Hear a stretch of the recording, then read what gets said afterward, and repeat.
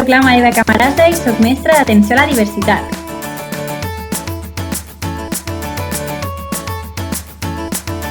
Hola, jo sóc la Júlia Novau i sóc mestra de música. I juntes us proposem una pregunta.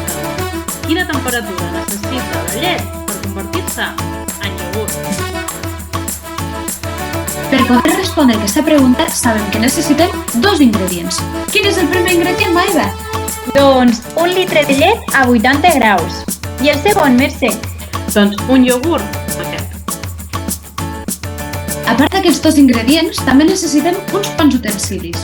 Un bol i una cullera per poder barrejar la llet i el iogurt, uns quants pots de vidre petitets i uns quants posavasos. En el moment que tinguem la llet escalfada a 80 graus, hi afegirem el iogurt i ho barrejarem ben barrejat. En el moment en què tinguem la mescla, ho afegirem als potets de vidre. Però, i on col·locarem aquesta mescla? Ah, doncs jo la col·locaré a l'armari. Allí segur que està perfecte.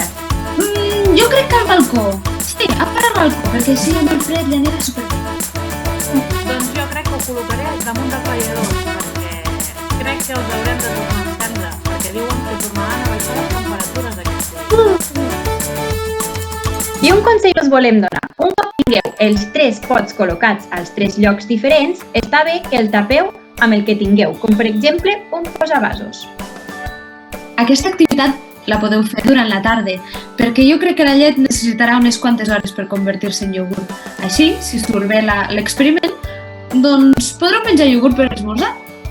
Sí, jo me'l menjaré amb maduixes. Jo crec que li posaré una mica de nous. Doncs jo m'hi posaré uns quants dàtils. Un cop hagueu fet aquest experiment amb les vostres famílies, el podeu penjar a les xarxes amb el següent hashtag: iogurts en quarantena. Ei, però una cosa, a la recepta hi hem posat iogurt. Aleshores, d'on va sorgir el primer iogurt? Oh, quina bona pregunta! Jo ara mateix ho vaig a buscar. Adeu!